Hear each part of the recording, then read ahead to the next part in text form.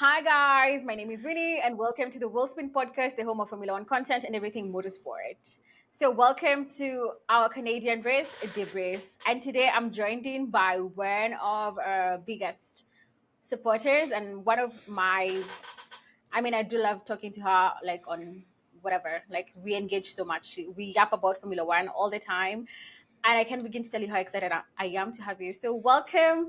This is Heather. Heather, a big Formula Hi. One fan, all the way from Canada. So I think I'll just let it hmm introduce yourself, Heather. Go off. Hi, my name is Heather, the biggest, as Winnie said, the biggest fan of the Wheelspin podcast, I think ever of all time. Well, yeah. Yeah, I found you. I believe it was either on TikTok or Instagram. You just showed up in my explore page, and ever since then I've been really into the content that you provide. I think that's mostly because like we share a lot of the same views.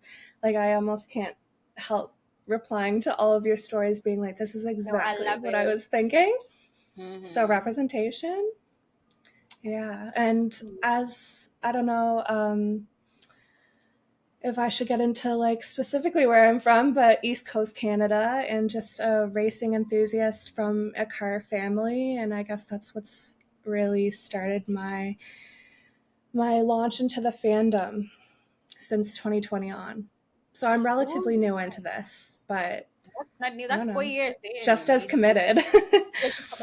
Correct. I think we don't judge here. We open to fans. We started watching at the Canadian Grand Prix. Perfect. You're welcome. More than welcome here. So it's so lovely. Thank you. You are the people who keep me going and keep us going here at the World Spin. Like, thank you so much for always engaging with us. Like you are. I'm also one of your biggest fans as well, and I'm very Oh, appreciative of you. Yes.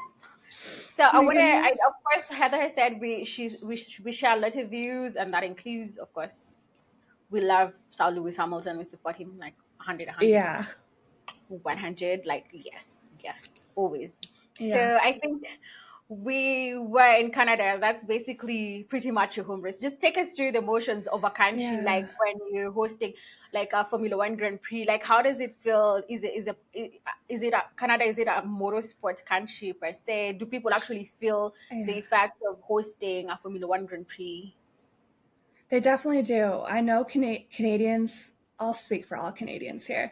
I think we all take like motorsports so seriously here, and not in like an oppressive way in terms of our opinions or whatever, or our biases, or just like general craziness that fans can sometimes, like the rowdiness aspect of it isn't really in like a factor of being like a Canadian fan of motorsport. I feel like Formula One is just kind of breaking through in Canada in mainstream like popularity. So this is really the time to kind of jump on, and just hearing the fans, like um certain content creators are like posting footage from like fan zones, and even outside of the fan zones, randomly on the streets of Montreal, everyone is so jazzed, and the city like is so loud, like actually loud. Like I can kind of see it being a little bit chaotic over there, just as much as the race was chaotic. But Yeah, yeah, for we're sure. honored. We're honored. We want more races. At least one more Canadian race would be nice, because it's Oh, so nice. big. Our country, Yeah. we have the room. You cannot. Yeah, I think that is. I think if we're all calling for, yeah, Montreal, Canada is always like promised action all the time. So I think it was a Yes. chaotic race in a good way as well. Like it's good chaos, like it's rain that's manageable. It's just excitement from the word go as well. I think I find it so interesting all the time when people, like, for example, when you say like it's starting to pick up, in popularity, like over there, like it's becoming a bit more mainstream now, but also like you've held it for so many years. I'm so jealous. I'm always like, if it was right here near me, I'd be like going, but again, we still have to still acknowledge that Formula One is still like an absolutely crazily expensive sport. So Yeah, yeah, so that's a huge like it hampens the ability for like a lot of, I know for I'll speak for Canada. I feel like there's provinces that probably wouldn't be able to take on the financial burden and responsibility of like hosting a race, wouldn't be able to do it justice, let alone set up like a track specific circuit that would be able to handle today's cars. We get away with it just with the Canadian Grand Prix. Like the layout in and of itself is a little bit like a go kart like circuit. So I feel like it makes me wonder if Canada is one of those next tracks like Monaco that needs to kind of upgrade and fast, like as the cars are evolving. I mean, not just I don't know how they would do it like in terms of like making the circuit like less bumpy, if it's something to do with like the surface of the track itself or the layout, I don't know, but I do wonder if Canada being the outlier track that it is that something's going to need to change, going forward. Yeah, I totally like agree with what you're saying. And also, I think that's the goal ideally. That's what we're calling for. Like just try as much as we're moving, like one of the steps of or like one way of achieving sustainability in F1, like okay, past the environmental climate part is also ensuring that you're making it sustainable even for your fans, for the fan base to actually like Yes, the financially, infrastructure. yeah, exactly. And that includes the funds as well, like making sure that this is something that actually also is sustainable for the funds. Like it doesn't become like a once off something that you plan or save up for all your life to go and catch. So I think for I do get what you're saying. Like I think if you're calling for like an addition of the Canadian one more Canadian Grand Prix, I would back you up there. Would have to Not be yet, but like way down the line, whenever we get wait, no, like yeah, everywhere else that needs to be done first, that needs more like implementation of Africa, like yes, of yeah, Chinese, like that's what yes. we need first and then we'll see. Yeah, I absolutely love that take. I think let's just dive into like we head into this weekend. We are all excited because one one we're coming off of a high, coming from Monaco, different race winner. I mean, the thing that keeps on like really blowing my mind is that we are only like okay, the Canadian Grand Prix was the ninth round. We were 8 rounds in, four different winners, four different constructors. Is it? No, no, no. Three different constructors really. So that's really been Mhm. fascinating for me. Like Formula One is really like it has been entertaining for the last couple of races. So I think we came up, we all coming in on like a high. We expecting action. We come on off on that high of having a different race winner who's not like Max Verstappen from Monaco, and we're Mhm. going to Canada, and we know Canada is action. We'll never. It's never a snooze fest there. I mean, it's a long race. No. The 2011 Canadian Grand Prix still holds the record for the longest Grand Prix in history. So, yeah, Like we had 4 it. hours. I That's know. not So even long. That's not even that long. I love it when it goes like overtime because it just means more of my day can be devoted to like sitting and watching. oh wow, oh I love it. I I like it. sometimes I know it's like when it happens when and especially when you go to, for example, like when we're in Japan and what other country in China, our races are so early in the morning. So I'll wake up probably like at 6:30 a.m. to catch a race. And then it's 10 a.m. I'm like, what am I supposed to do the rest of my Sunday? Like, Yeah. yeah, Yeah, I I have think, to imagine if you're actually there, like on the grounds of like the track, then probably going over that long is not that fun, especially when it's like due to like weather conditions. I have to like oh, keep that yeah. in mind. I'm just thinking of myself. Oh yeah, for sure, for sure. Because I mean, these people are getting rained on, and I was thinking about it because I was like, when the grandstands at the Gilles Villeneuve circuit, I was like, wow, there are no covers there. Like, I mean, at this, and I'm like, I'm so sure the teams also wouldn't want them to get covers because it's also like a good indicator that the rain is coming when you see the people starting to get ready, umbrellas go Yeah. out, ponchos go on. So yeah, it's good for Yeah. those people who are watching from a distance, from like this, from the TV. It's the worst experience for people like on the ground. And I think that's actually, I've just been seeing a lot of TikToks and a lot of content around it, like people saying, there's the glamour of watching Formula One through the TV, and then there's also the actual experience sometimes of whatever is happening like at the actual Grand Prix. And you see sometimes people like trudging through mud and stuff, and I'm like, oh my god, that's not the dream. I know there was so many controversies with like specifically for Canada, like with the fans and how the fans were treated in relation to like the promoter and the and honestly police. I don't know how the police were so heavily involved in this week's GP, but they were from the very beginning. Just apparently telling people that like practice was all together, like whole events were canceled when they weren't. And it just goes back to like the idea of preparation. And when you asked what it's like to have a GP, like the first feeling is kind of like obviously excited and happy, but nerve wracking because we have kind of like a global stage to host, and that's a Yeah. lot of pressure on us. The promoters were working on the grandstands back in March, and it's June now. So like I've to speak to your comment about like covers, like grandstand covers for like rain and everything. I'm like, could they not have maybe thought more, I guess, about I don't know if you can like add anything in that late, but they would have known that there was rain. I mean, because Yeah, they usually can when you think of the anticipate. Canadian GP, you think of like Yeah. conditions being like a deciding factor in like the results. So I kind of wish that we could have had more communication between like our policing and governing bodies as it relates to the race. But I'm, yeah, I'm hopefully gonna the be fans sending. didn't get too rainy. I think they got rained on. You could see. I actually did see people. I actually did see that the promoter was actually like what is the word? He was I don't want to say called in. I mean, he was, what's the word for being requested, but in a harsh way to come give a report. He was whatever. So yeah, I think just about that situation for the fans being, getting that conflicting information about the practice sessions being cancelled. Yeah, I should send you to the Canadian Parliament, make a case for them. Tell them these are things you can I want anticipate. to. Build covers for their fans. Don't let them get triggered.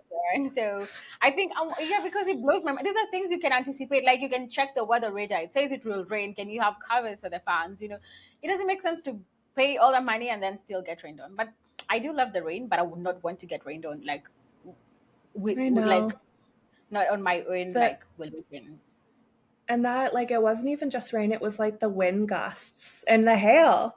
The hail was like I guess I shouldn't be surprised. In like Canada, like in general, the weather in Montreal is applicable to like our whole nation. Well, at least from my perspective in one location, I find it so relatable that the condition went from like sunny to Funny, yeah, extremely because wet I to was feeling like dry, wet, dry, wet, dry. yeah, because sometimes you can see the sun, people like, oh my God, that's how you guys live. Here we It always know. truly is, yes. And honestly, summer, Mhm. springtime has come arrives so late, and now with like global warming, like we'll get random spikes of really hot days, but we're still not right there. Like our springtime is so short, summer is so short because winter plows right through until the end of April. Like you Whoa. have winter until April, at least on the East Coast. Oh my So, God. which is That close. doesn't It's sound close enough to pleasant. Montreal. Okay. That doesn't sound pleasant, but like, but at least the rain, the hail still gives us more action. I think let's just dive right into the Formula One weekend. I mean, we always know Yeah. Montreal. Yeah, the circuit always just sets like such a good tone for the weekend. I mean, we got into this weekend spicy. We're expecting spicy thing. The track is already like such a good track for racing. Drivers love it. The fans love it. Yeah, so we going into this weekend with high anticipation for whatever is going to happen, and also adding the factor of weather, so that makes the weekend more spicy, spicy, spicy, spicy. So I think the first two practice sessions were almost non-existent because of like the rain. So we really didn't get so much running, like so much meaningful running. So that was also adding to the whole spectacle of the weekend, in that like the teams are going blindside. Okay, the blindsided really, but without data, without Yeah. any meaningful running. So there was only one like representative session, which was the FP3. FP3 was the only time I think the teams and the drivers got to like just have like at least a bit more time on track. And I think I just want to first of all start this week, start here the debrief of the weekend by saying this is the first time I've seen Lewis so on it. Like everyone could notice Mm-hmm. it. It's enthusiasm, and it's like a change of attitude, a shift of energy as well that came into this weekend. He looked like he was ready. He's not waiting in the car even when the conditions. He's out first. He seemed like he was really on it for this weekend. Is that, did I you notice the know. same? Yeah. Hmm. I mean, I've just been so used to like the familiar, like I haven't even really tuned in for that many practices like this season because I'm just used to kind of respecting kind of like midfield like tier results. Hmm. But I knew something was different from FP1 because even though we didn't have a lot of running time with FP1 and FP2, Lewis was still the first one, wasn't he? The first one out of all the drivers on the track, FP1. He was. And he was getting like when you're the only one out there, I guess you set the benchmark like pretty easily. But I was still like, oh my god, look at him up at the top. And No, I he mean, maintained that throughout, he like even did when through the others started to weekend. get their times. Mm. I feel like he was on it the whole, like from the start of the weekend. And I mean, he enjoys driving here, driving around this circuit. He's won it 7 times, holding that record with Michael Schumacher. So I mean, and he won in Yeah. Canada for the first time. Like that's his first victory, in fact. And I think this today is that anniversary of his first win as well. So I think he really like, yeah, he loves driving here, and I love to see that change of, like I want to get out there and I want to do things. And I think after FP3 is when actually, like, I remember that clip of Ruth Bascom being telling us, like, we thought maybe everyone thought Mercedes had switched on like a mode they were using, maybe a higher mode than compared to the Red Bulls, and then there was that telemetry comparison between Max Verstappen and Hamilton, and I remember Ruth Bascom actually just pointing out saying this is actual like race based. Like the Mercedes are really quick. They're running. They both cars have the upgraded wing now, the front wing. The both George and Hamilton. So that's when we knew I was like we were in for like a cheat for the qualifying because again we're going in there, we're expecting anyone could get that pole position. So yeah, I think it was pretty much like a very good like outing, great fast, fast sessions for Lewis Hamilton, and kudos to him. Really, really like really wanted to try the start the weekend on a high. And then now we headed into Mhm. qualifying. Qualifying, is there anything that really stood out for you from qualifying? Anyone who stood out for you? Oh my goodness. I'm the most biased commentator in the world. No, no, no, So no, no. One hand. Bring it on. Mhm. There's no thinking past such thing as Lewis bias. is hmm, what stood out to me in quali? Um, well, one thing that I'm reminded of in the like post quali pen that they go to the interview pen to do their interviews is just that um the juxtaposition between like each driver having either like saying that was like a happy good time like or like just bad like so it was like every driver on and off whether they were on the same team or not, which makes you think is there like priorities for like each team, is that why there's only one driver doing good at one time? So yeah, it was just that. I think just to be brief here is that everyone kind of had a different take out of it, and thinking that that probably has something to do with the fact that like with varying conditions then you're going to have different tires, different strategies. One person looks like they're going to win at one moment and then the other moment you have another person, another leader. It was just very on the fence. Like I have all the confidence not to bring it back to Lewis, but I have all the confidence in these kind of conditions, with just the potential for anything to happen and for there to need to the need for there to be like a good maintenance of tires, a good maintenance of your own strategy and everything, that like Hamilton is the one that I go to for like the least amount of stress during qualifying because I know he'll make it without any great like mistakes or um kind So of he's your. It's okay. If he was your standout driver for quali, that's still okay he because I still think was, yeah. I know yeah, that it may not reflect in the standings eventually how it ended there in Q3 for them. that's. That's like a huge that's a huge moment that's up for debate. But I still think that like if you're doing good 99% of like a qualifying session, then Yeah. you're doing good overall, whatever. I think it's important. Like I think let's just up for up for argument, and we're here. So we can just argue it out. So for me, Mhm. qualifying straight, I think my before we just head into the whole Lewis Hamilton situation, whatever is happening at Mercedes, I'll say um first off, from qualifying, my shocker, but not shocking anymore, really, was Perez exiting Q1 as per usual. I mean, he signed his contract with Red Bull just like this past week. So, and him exiting qualifying so early is not.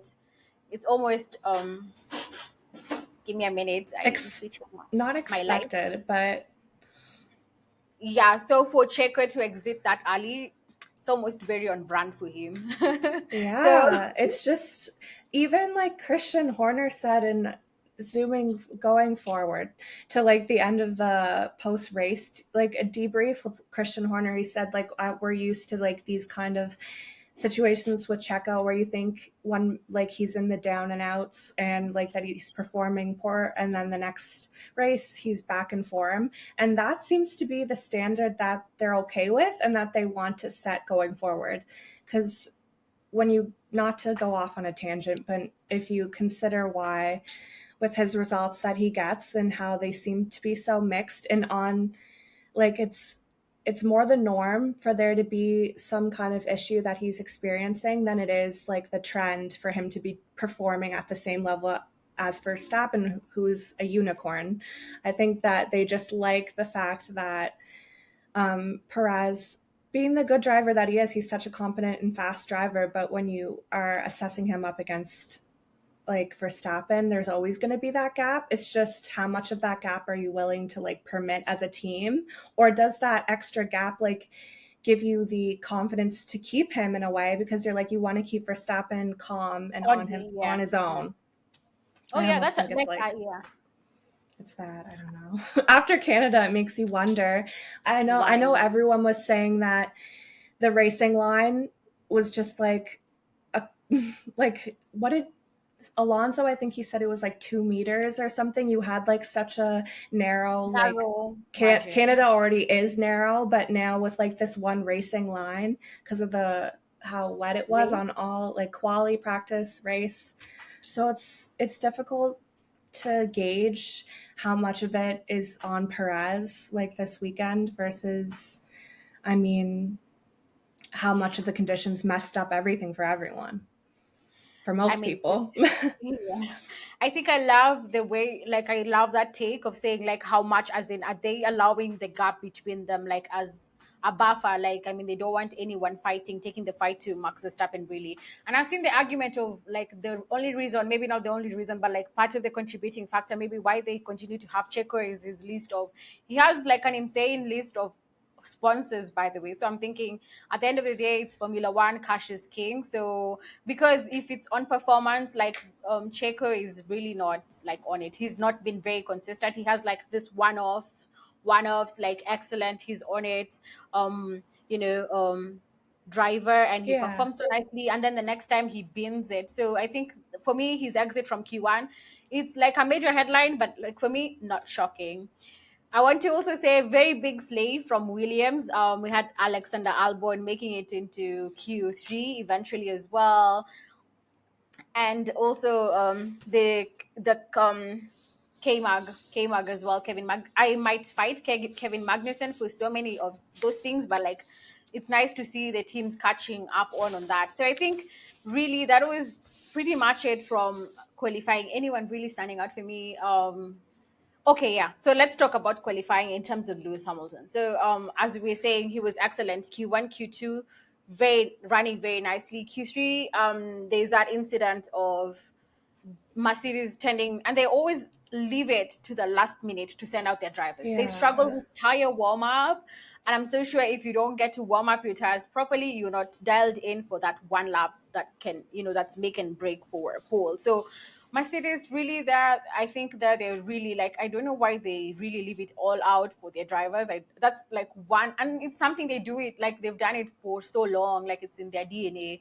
I don't know why. I mean, of course, sometimes you want to leave it to the absolute last minute, but sometimes you have to look at you've done it for so long. Has it always worked in your benefit?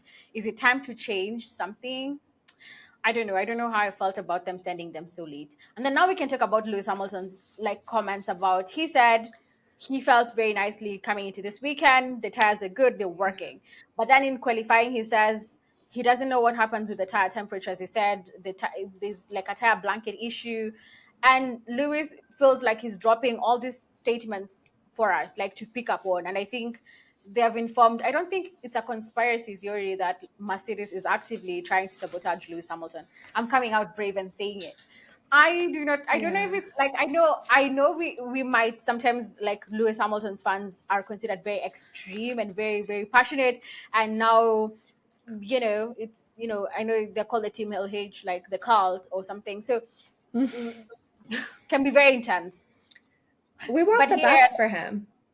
exactly, we know. And Yeah, he doesn't always, it's not a given that he's going to be given the best. Like he has to fight his own challenges, and I feel like he's kind of unilaterally met with like extra like additional challenges expecting than challenges, yeah, yeah, then other drivers would. And I feel like we kind of just balance it back out, like between what he might be facing on and off track to do with, well, with right now a Mercedes, it's kind of an awkward situation. You're kind of, with the news coming out prematurely against his own will, like that yeah, puts him in such a tough position for the whole rest of this season, stuck with this team that is like you're leaving them and they know it now. So I feel like that has created this whole new dynamic within the team where in 2021 on, like near, like after that race, that race the Abu Dhabi, title yeah. decider,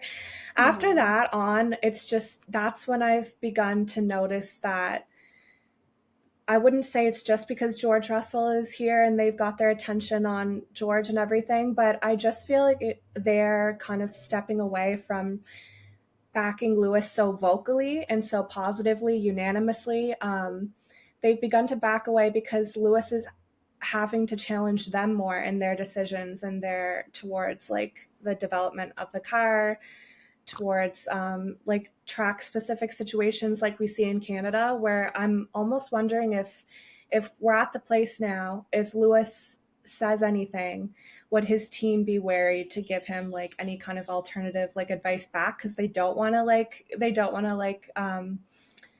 seem like they're not listening to him or not taking like his opinions valid. So maybe they were like less trying to be so prominent and dominant over the airwaves in terms of deciding every little thing for him. And maybe that's why them kind of taking a step back made him not have like the best advice. And then we saw how that, from like, it just was trickle down from quali onwards. Like we never, he's a great driver and like you can always rely on him and for whatever conditions, but if you're not given like the right support from your own team, then what can you Yeah, do? yeah, I love that. Like, I think it's been just such a struggle situation for Lewis Hamilton. And I'm, of course, like, this is what probably also informed his move to Ferrari as well. Like you mentioned from 2021, remember, we are ending 2021. That's another end of an era of regulations. We're entering 2022, another set of new regulations. And Mercedes seemed not to get, I don't think, maybe this is the first time that they're getting their things right in this era of regulation. So we had Mm-hmm. those whole 2 years of them basically not listening to Hamilton, and Hamilton really, for him to actually just come out and say like they weren't listening, like I was giving feedback and Yeah. yeah, and they're not He listening. never So he never undermines, sorry to interrupt, but he never undermines his team ever. And I yeah, wouldn't even classify that as like anything that was any untoward. Like it was very like he's very particular with what he says about his team and how he carries his team himself, like to the media, to anyone. So it was very yeah. telling. If he Mhm. has to like talk about it, then it's an issue. Like otherwise Yeah, he wouldn't like even you got bring it it up. completely. Exactly. Like he's one of this, like sometimes I even feel like, oh my God, Lewis, I feel like you're speaking too much PR. Like I want to thank everybody, the whatever in the factory. I mean, it's great. He's always consistently done that. Like, oh, we'll go, whatever, we will go regroup as a team and come back. And for him to actually, like, I think he must have been really, Yeah. yeah, I think, I but it's forget good. what we were talking about. Yeah, we were talking about like the whole situation, him coming out. So like, it must have pushed him to that extent of, having to come out and say it. And I know it's interesting. Yeah. I mean, you said the difference in treatment. We had Lewis carrying so much more experiment on the car for the team to gather. Essentially, he was just gathering data for the team and data that wasn't really helping them. So, and I want to ask a Yeah. very, very touchy thing, because I think no, it's very touchy, but like just easy as well. So you said like there's a difference in treatment really per se, and that's what we're also talking about right now with the coming of George Russell being signed into that team now and Lewis Hamilton. The whole vibe at Mercedes as well. We had even the change in them posting sometimes social media. They're calling sometimes George Mr. Mercedes or whatever, whatever. So do you think this change of attitude and change of visible, like we can see there's been a shift within Mercedes. Do you think is it a race thing? Do you think it could be like a race thing, or is it just purely just it's just Formula One? So the question is, do I think this shift is attributed to um, like a race or track specific like event, do you mean? Or do you mean Like the um, racism, do you think it's racist to some, is it like fueled by that? Like, do you think it is? um, and I have no idea why it seems that there is a shift in attitude towards everyone from like the heads of, I don't know if I should say heads of department, but from like the main person that we should be hearing from, Toto Wolf. I'd Totally, like to yeah. hear, I'd like to hear more like audible like support. Granted, again, I have not been so tuned in to like post and pre-race like debriefs, so like maybe I'm missing him speaking like positively towards Lewis You're here not and missing there. I anything. If just anything, am he I has been not up. like, No, no, no, because you're not missing. even if I did miss it in a race, I would catch it online on social media. You would just see Yeah, in your like For You page, I would be able to like all these comments like I did all the other years of like Toto supporting Lewis, like Lewis is like his champion of his life yeah, because it's changed, he I as he think. should.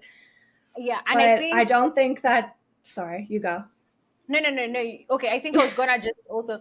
I think it's also like it's a messy situation over there, and I want to just tell you like, no, he's not saying anything in support of Lewis really. So if anything, he's been acting like a jilted lover. Like he's been Yeah, so like I think all the comments I have really seen of him regarding Lewis are almost, they have like passive aggressive undertone. So and I it's really not pleasant. And I know people, I saw someone like I was tweeting about this whole situation and someone told me, oh, what did he think by announcing this move to Ferrari? Like he deserves it and he needs to take accountability. And I'm like, these are not grounds to treat like Lewis has had like the biggest chunk of his success in Formula One has been with Mercedes, and Mercedes has also like, Mercedes. yeah, they've also been together, winning all this, breaking records together. And I don't think they should. This is not like another like just easy driver, or like you've decided to leave. We don't care about you. Let your teammate pass kind of situation. You are talking about like Lewis Hamilton and or an 8-time, 7-time world champion, depending on who you ask, a whole champion. So we cannot be off treating like or just acting like that. I just feel like for me, I feel personally like Toto is really messing up with his own legacy as well. I mean, people keep talking about, I know. I I know I hear all the time people saying, like, for example, when you talk about Abu Dhabi 2021, and people are like, no, about 10 years down the line, who will remember? I will. And a lot of people will. We will never Everyone forget. will. We have never Yeah. forgotten it. And the same way they're doing this whole shenanigans, like this whole pretending not to remember details. Like, for example, them saying that this is their first trophy of this season coming from Remember, Lewis was P2 in a sprint race this season. So I'm like, okay, so why are you acting like you do not remember? And them being so, as in, we will not forget. I feel like this is such a bad legacy. If anything, you working with Lewis Hamilton, he is, I mean, he rarely does like wrong things. Like he's I a know. marketing department dream. Like this is someone who will sell you stuff, sell you whatever. He will, he's, he's legendary in that sense, and people love him as well. So I really do not get. I do not feel like. First of all, I don't know if Lewis didn't owe Toyota or Mercedes like anything. I think first of all, by giving them the chance, giving the team the whole, like, I think Mercedes Benz company the chance to actually offer him. If you remember, like those the whole contract he negotiated himself with Ferrari like supporting his, Mission 44, his initiatives, that's like Hmm. inclusive of it. And Lewis basically asked Mercedes for like that lifetime ambassador role, like ambassador thing with Mercedes, and Yeah. they didn't want it. Like it didn't even make sense. Like, so, and I do not think those are grounds to treat him like shit, to be honest. So I thought Toto was down for the ambassador role.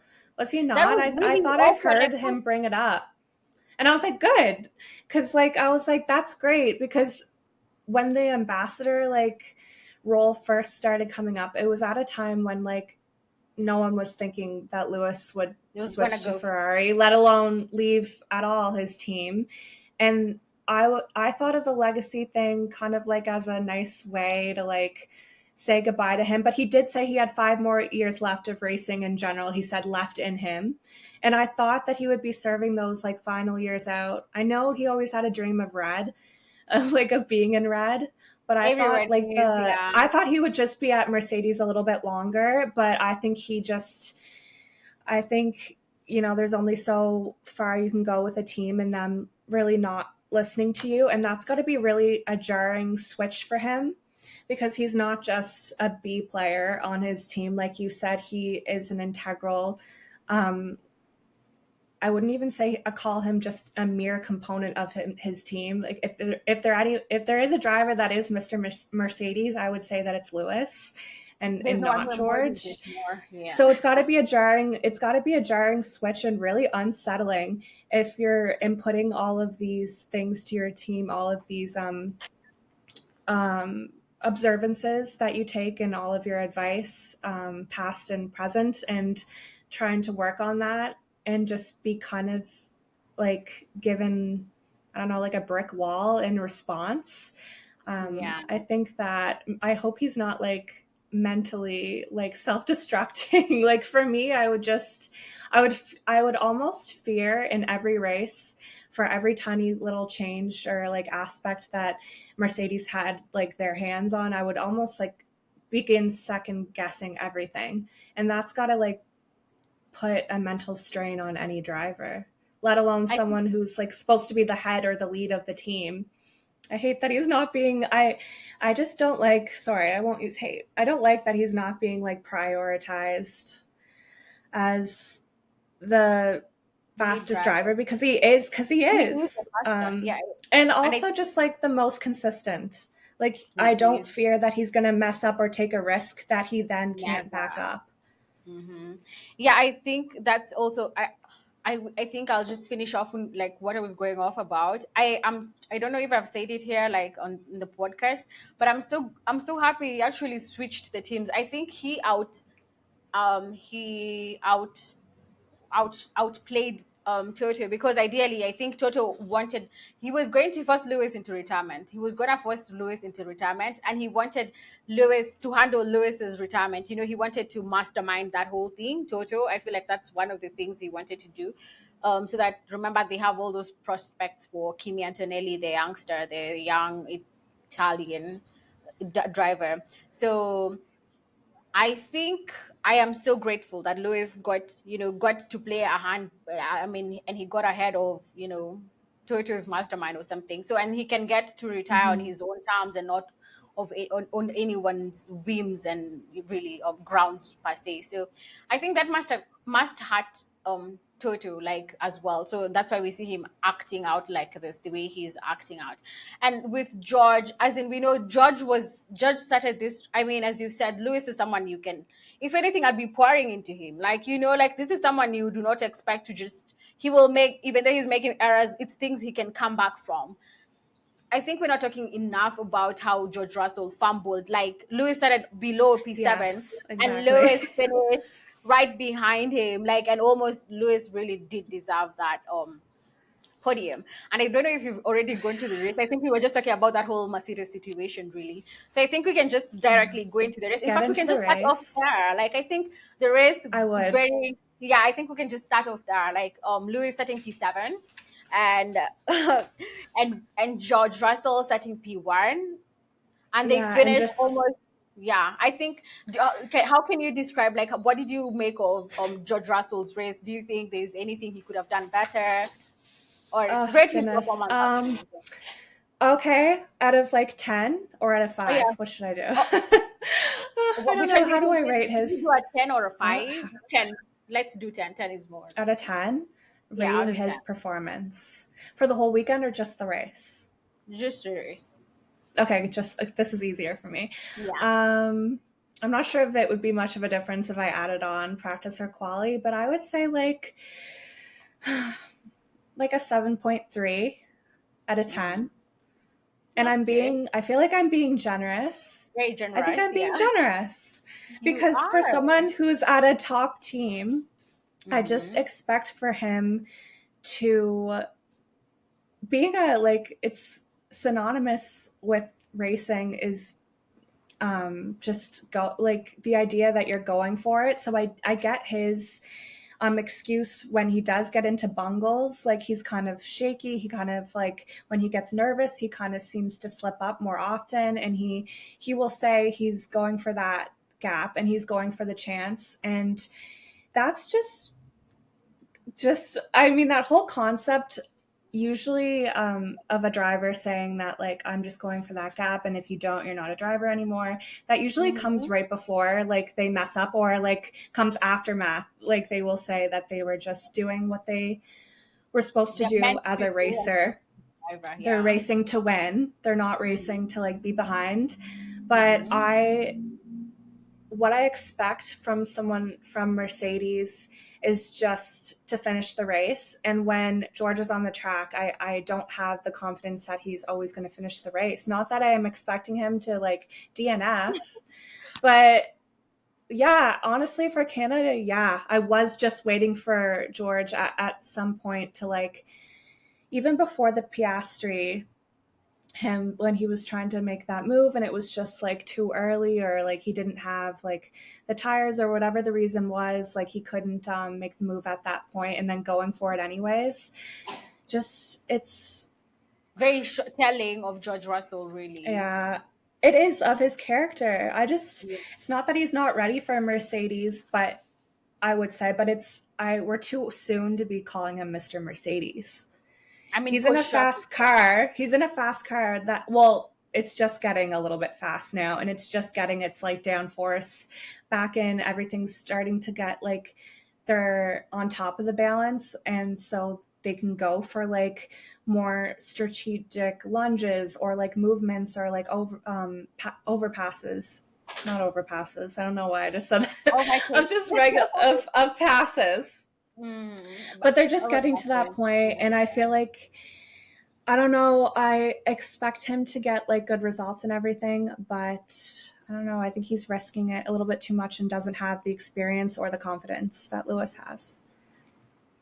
I I mean, don't fair know. enough. Like, I feel, of course, for sure, like that move on Piastri was a bit premature. He's not very well calculative. Like, I think he should. I don't know if it's like a skill issue, but like I think he. So I think he wasn't very. He's not a very patient driver. Sometimes he tends to make some premature moves. Like, for example, I like know.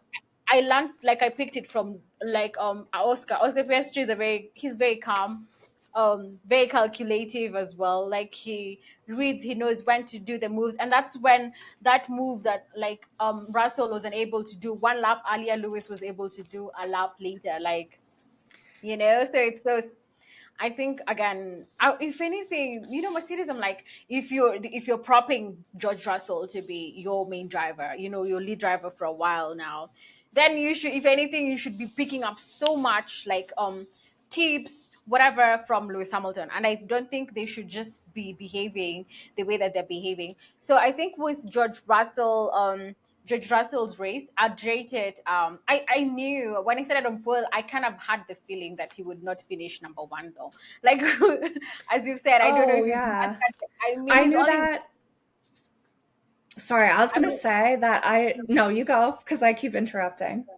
no, no, no, no. It's really not really okay. That's why we're here. So yeah, I was just basically saying I knew like from the moment he got that pole, I was like, oh, it's gonna be so hard to have him convert, and I cannot believe like that whole discourse of, oh my god, is he a better driver than Lewis, oh, or faster? No, there's many things that are going, and Lewis is also qualifying form, has also been wanting, not just for this, just his form. He just needs, he's maybe been working on it as well, and it's something that he's talked about like before. So George is only like a one-time Grand Prix winner. Of course, it came to Mercedes when they don't have their stuff together. But like, here was an opportunity. This race was for anyone to win. I'm so sure, and I know I want to speak like George Russell because he's the one who's always saying he could have, whatever. So I'm gonna say if it was Lewis in that poll, in that poll, he would have won this race. He You would would have have won the won. yeah, he would have won the Canadian Grand Prix. So I know. I feel like George did fumble. I think something else from the race. I think we can just we've talked about George Russell. Do you have anything to say about his race, and then we can go to Lewis and his race? Just to like round out George's race.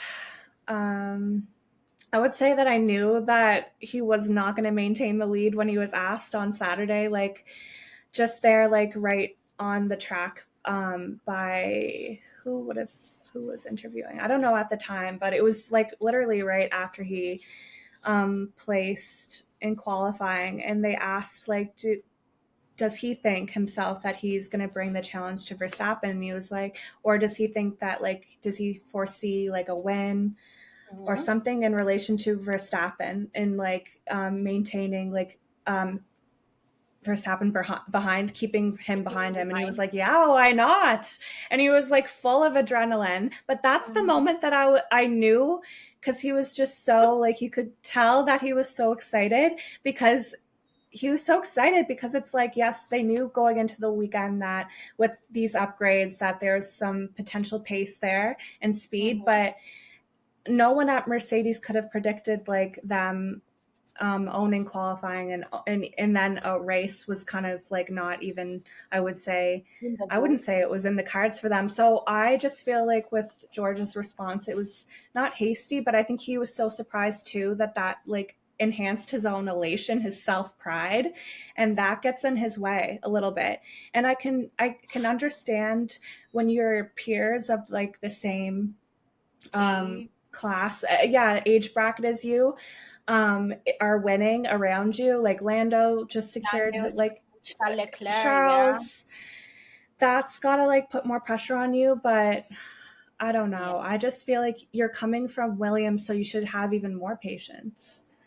Like that's what I would Ooh, expect. that's really like an interesting one because I think for sure, like anyone who's had an opportunity to take the money or like take the challenge to Red Bull has come out, successful and won the race. Like as you said, I think that's a good one. Like yeah, so his peers have really, triumphed. We had Lando win in Miami, we had Charles Leclerc win in Monaco, and we had that Australia win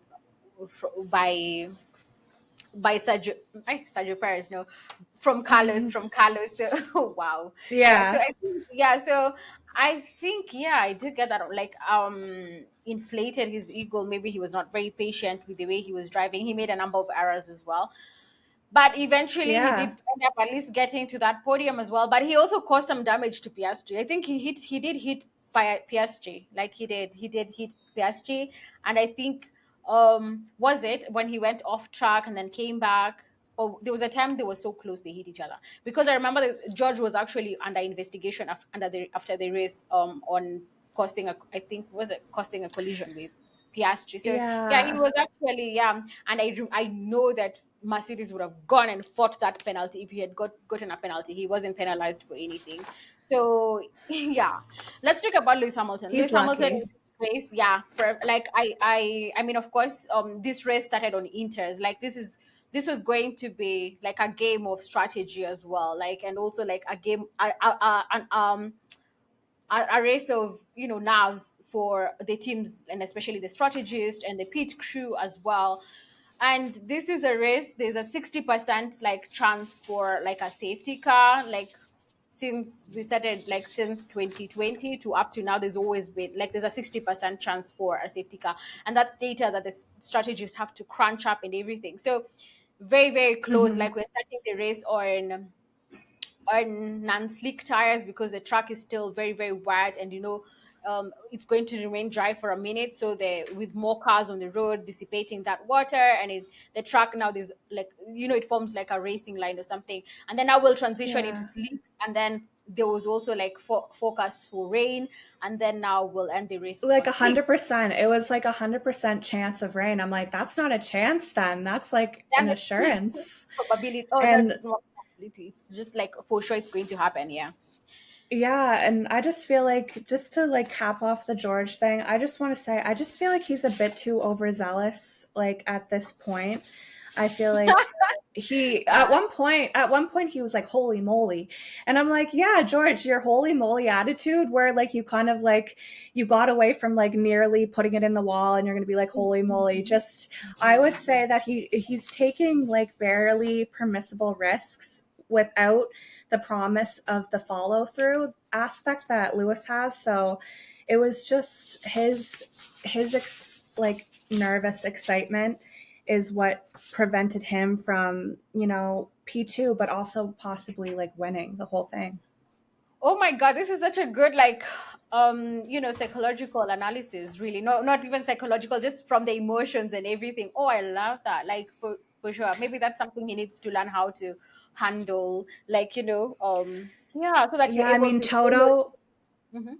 sorry, Toto having to like call out on the radio, almost like a parent being like, focus, George. I'm like, oh Yeah, my God, yeah, like, yeah. Oh would my, he yeah. say that with Lewis? Like, I wouldn't Get on hear with that it. kind of, because you do hear Toto in the moments that it matters, but Mm-hmm. usually that's like every once in a while when there's like a kind of like a lot is on the line or Yeah. something detrimental like could happen.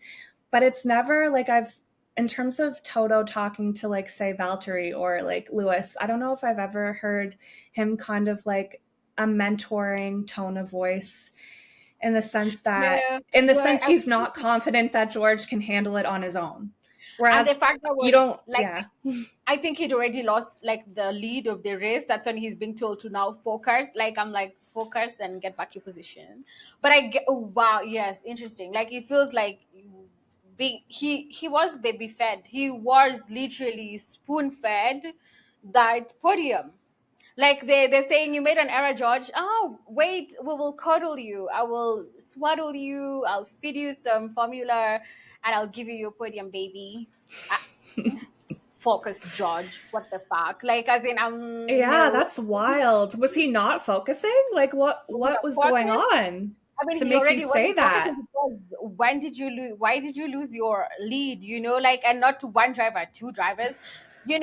Like I Yeah. think George is very prone to error, and I don't want to They continue focusing. Oh my god! I Yeah, hope. no, I I'll hope. just say that, like, I know it was chaotic for everyone in the cockpit, that when you're in the cockpit in the moment, it's so easy for things to, like, rise up in terms of, like, when everything around you is just so unpredictable all the time and you can like barely keep you're focusing so hard on keeping your like car actually just like in the right position Mhm. rather than thinking too far ahead or even thinking behind you. So I get that, but I mean, he's driving for Mercedes, so we have to have a little bit more expectations. I don't I know. mean, yeah, yeah, yeah, for sure, for sure. I think I literally just think that race was just, he was just babied. It's like having like someone talk you through an exam and like tell you, Yeah. even though you don't get it, like I'll make sure you pass. Like it felt like that situation over at Mercedes. So let's talk about Lewis Hamilton's race. Like Lewis Hamilton starts on a back foot, P7 on those inters. stuck behind Alonso, who also goes very well around the rain, around wet tracks as well. So, and this also overtaking here is also not very, very, very, very easy, especially when there's that, like, you've already gone around so many times. There's a definite racing line. And I saw a lot of Lewis going to the wet parts of the track to cool off his tires and everything. And I think he was going very well until like that slow stop. I think he was not able to overtake Alonso on track. And then there was that advantage. Aston Martin had a really, like, really, really horrible pit stop that allowed Lewis to get ahead of him, like from the pit stop.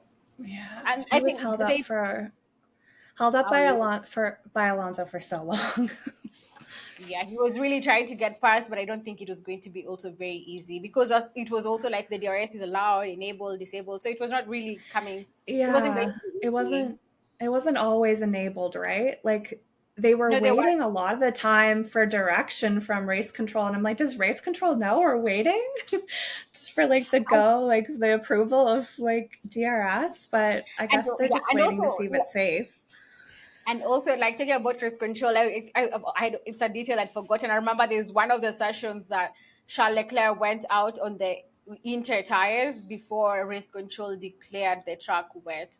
That's one part of the I remember regulation that, that. like, I don't get it. Like, what do you mean they have to wait? Like, it's wet. We can all see, like if the track is not dry, it's wet. Anyway, like I was like, okay, that's an interesting thing, and also like such an operational error for Charles Leclerc. The team was fined. At least wasn't like an error from the driver. So the team was fined some, I think, 500 euros or 2,500 euros. So I'm just like, but Ferrari, I think, are they becoming?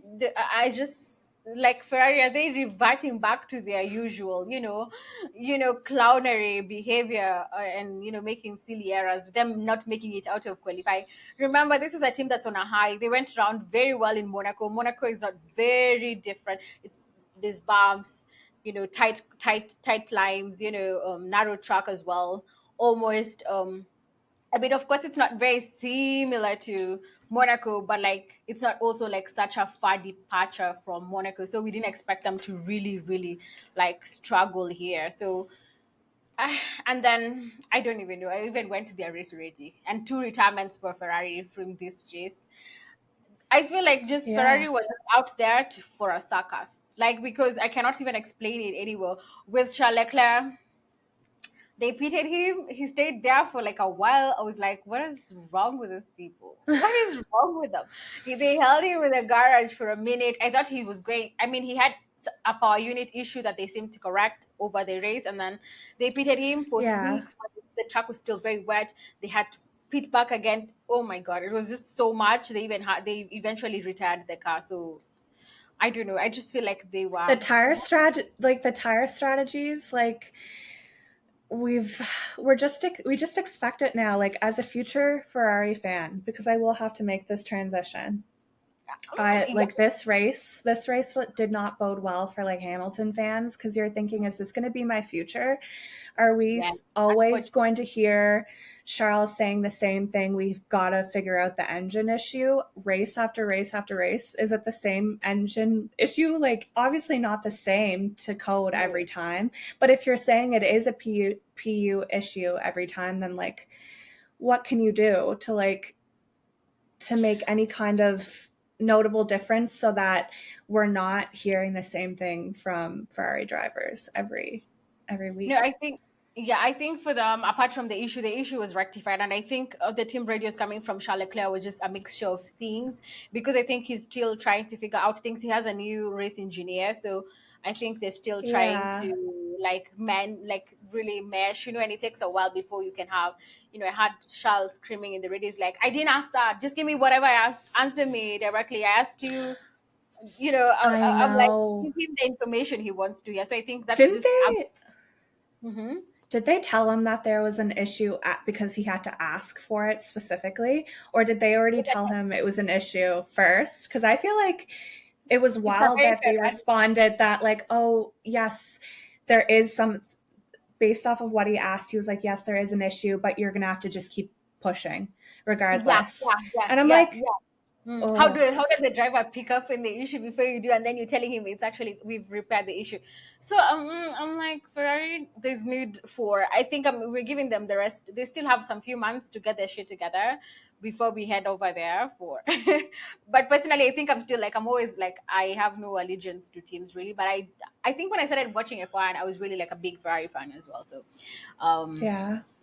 yeah, so I think I'm hoping they will get their stuff together. Those pit stops, the tire strategies, I was like, oh my god, stop inventing, stop inventing. I was like, to what end, Ferrari? To what end? And I think my favorite part of this race also was the start of the race with the two Huskers being on wet tires. So the track is, remember, they're just going for the first time. The track is really, Yeah. really wet, and the two of those drivers are on Passing full wet. everyone. Oh, K Mag was having a time of his life. Zoom, Yeah. zoom, zoom. He gained over 9 places in a couple of laps. And I was like, oh, but anyway, that advantage was neutralized. And unfortunately, they also finished I the race know. outside the points as well. So, but it was really nice to see K Mag just go, zhoo, zhoo, zhoo, zhoo. Yeah. So It I makes me think, wonder with the Haas. Sorry for interrupting for the 80th time. There's like a little bit of a no, you delay can that listen. makes me think there's a window that I think I can jump in on, and then I get your voice back, and then I'm like, oh no. I But I think, was just yeah, gonna say, I think that what was I gonna say? Did I completely just blank? about Haas, like Um, a strategy, was it?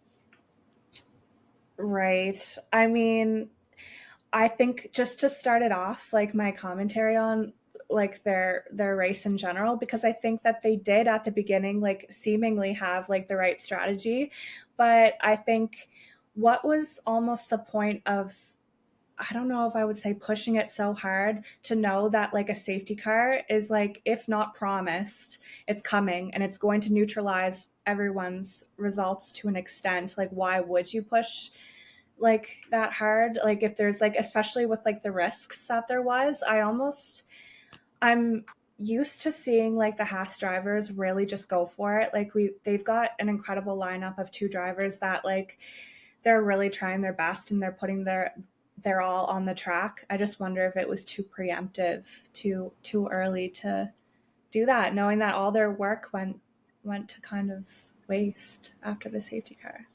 No, I feel like K-Mag was really like, it was not like, of course, it's not the best strategy. It's not an optimal strategy, but K-Mag had actually done the work. It's the team with the pit stop, the slow pit stop, that actually undid his work. But it was still like running very high up. So this pit stop is really like what undid the whole work. If they'd kept it together in the pit, in the garage during the pit stop, maybe that would have been good, because it didn't seem ready for K Mag when he came in. And I was like, oh my God, you guys are running around going, clutching at straws. You should have been ready for the pit stop, and you know your driver is coming in. So I think basically that's I think that's all I want to say about the Haas team and their race, and Ferrari per se. And we've talked about Leclerc and his unfortunate, the whole, strategy situation, entire situation at Ferrari. And Carlos Sainz tagging, I really felt for Albon. Albon was doing everything right, and trying and everything. And he got taken out by no error of his own by Carlos Sainz, which was so unfortunate. It must have hurt so bad, because they were on, poised to have some. And Albon was actually giving us some great racing out there on track. So it's not, he's not driving a very bad car, like, it's not very draggy anymore. So it seemed like he was enjoying driving that Williams car. And then for him to get tagged by Carlos, I was like, oh my God, he really spoiled it for him. And on a weekend that James Vowles, the Williams team principal, has come out to say, I want you, Carlos Sainz. You remember Williams still has that empty seat at Williams, the seat for next year, and Carlos is still out of a seat for next year. So James has been courting him, seducing him openly, flirting with him online or with the broadcaster. So I don't know. It felt like a very shitty move, like to actually just no. It felt very shitty for Albon on Albon's behalf. Then I've actually just seen a tweet before we started recording this.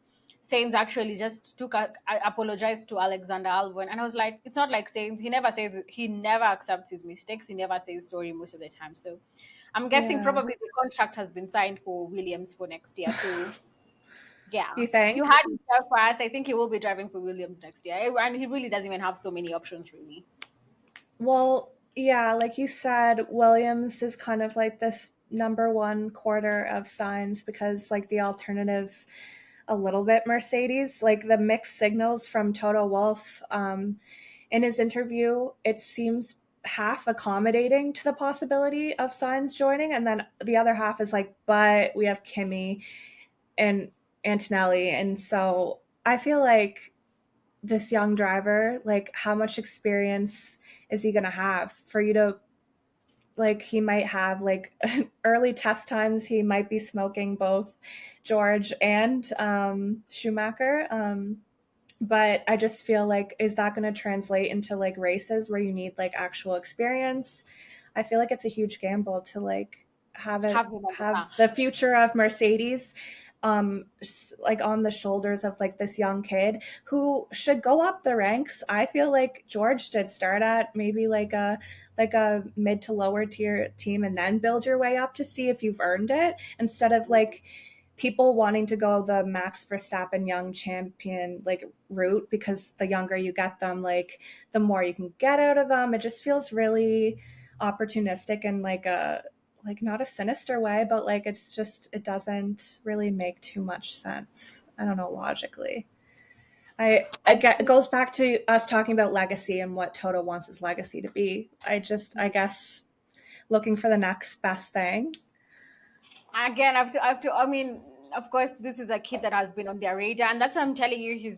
He really wanted to retire like Lewis in Mercedes. He wanted to like hold all the cards and call Lewis Hamilton's retirement. That's what I feel was happening behind the scenes per se, and get him to anchor that transitions into like that's like from Lewis Hamilton, who has been the greatest driver with Mercedes, and then now transition into Akimi Antonelli, who will now be the future of. It's like a past, it's like generations really just switching, like taking over. I think that's what he really wanted to orchestrate. It would have been a very good move, but like it would have been very good for his monies. I mean, he's already a billionaire, so he's always great. It was going to make him more money anyways. Like that's such a big thing to sell. Like transitioning from Lewis Hamilton to Kimi Antonelli, that would have been big. I thought as well. I thought Kimi would actually go to Williams first because I remember Williams have actually like Antonelli will be driving for Williams for one of the practice sessions later on in the season. So, and they've already made that special application because Kimi is not yet even 18. So he's 17 years old now. So Williams made that special application to the FIA to have him allowed to drive in Formula One because FIA, the sporting regulations don't allow anyone who's below 18 years to actually drive in F1, apart from like there's always those allowances that are made for people, like, as you've said, like Max Verstappen, who started F1 at 17 as well. So Kimi will test with Williams. Will he go to Williams? Maybe, probably that's Toto's plan. But like right now, the way James is, saying he wants Carlos, then maybe then who ends up going to Mercedes? Maybe Esteban Ocon. You have to remember that Ocon is still managed by Mercedes and of course, by Yeah. subsequently by Toto Wolff as well. So could he be headed for that Mercedes seat next year, and then they take Kimi to Williams, or do they just let him do at least 2 seasons of Formula 2? Is it just too much pressure to put on a kid? So I I think, know. yeah, there's just really like a lot that's really, really happening. Let's talk about the McLaren race team and their race. I will say this. I don't know. I feel like Lando he would have been so cocky if he's come from Lando no wins and now he's a race winner, and him winning here in Canada I'm so sure it would have inflated his ego. His And, ego? Yeah. he would have, oh my god, he got driver of the day and we can't breathe because, yes, you guys, we have to keep winning this. Anyway, I feel like McLaren had like they would have won this race. So first of all, they were very slow at the start because I think it was like a strategy they had more pressure on their tires and the inters. That means they wanted to go longer, um to just avoid pitting for any fresher inters. So I think that was their whole strategy as a whole. They started slowly, and then I think as the tires even out, the pressure even, I don't know if it evens out or is it reducing, and then now they were able to be very fast. You saw like both McLarens were the fastest cars 10 laps into the race. So yeah, and then there was that small window where they could have pitted. So apparently, I thought initially that they didn't have that chance to pit when the first safety car came out, brought out by Logan Sargent, clipping the wall. So I thought he had a chance because everyone behind him. Well, at least there's another podium for them, though. Like, I feel like they're not to like be too disparaging against them because I like Team Papaya. I think that Lando and like the post race interviews was like for sure we had the chance. We did have the win today, but that safety car, he was adamant that it was the safety car's issue. And him saying that, like, by now, like, we're used to P2, so we're not racing for P2 anymore. P3, we're racing for, like, Race win. a win. I wonder if it's maybe just too much. I think Lando's issue is like cockiness versus confidence sometimes. And I feel like maybe it was just heat of the moment after the race. He was just he was disenchanted. You could tell because he probably did think leading so many laps. I don't know how many laps officially he did lead, but for a while he probably was like convinced or very nearly convinced that he had the win. And then going into the weekend as well, weren't they confident? I'm pretty sure that that's what they said in after Saturday quali. They said going into it they were confident. So the whole weekend they did have like some good insight to go off of to make their confidence not be baseless. But I just think that maybe he should just, I don't know, be more upbeat instead of like completely crestfallen. Like I love how Oscar answers when he's a little bit upset. He's not gonna like be completely drained of his spirit or energy. He just is so constant, and he seems to take things a little bit better than Lando. I don't know. That's really That's how like it that's seems. really like that's really interest. It's an interesting observation. Of course, no one can match the zeal, the zen of Oscar Oh, Piastri. You know, he's a yeah, very, yeah, he's for on a sure. different So level. for sure, for sure. So I think McLaren, of course, they were on a high. Remember, this is a track that's very similar to Miami, slow speed. Um, a slow speed circuit, and that was one of their like problems. Like they didn't think they would go there, so them going very well in Miami, now that means they almost have a car that's all rounded and can go good well everywhere. So McLaren really, as I was saying, they really, I think they had a chance with Lando to win this race. I don't think you, I mean, of course he can get cocky, but I think they really had it. And I think probably they decided to play it safe, but that was not even safe. They just maybe decided not to take it's sort of, I just don't know why they never took that opportunity per se, because there was that window after that safety car brought out by Logan Sargent. Lando would have come in, but then now he didn't. He opted to continue going, and the people behind him, that's Verstappen and Russell and the rest, everyone else pitted to change their inters. That gives them more grip and everything. Lando was forced, now to follow the safety car. He goes slower Yeah. than the drivers leaving the pit. So ideally now that lost him out some the advantage he had because he was going really fast. Remember, I think he built a gap of around over 10 seconds behind Max Verstappen. I think he was really going very well. So 15. Was it 15? It was something crazy like that.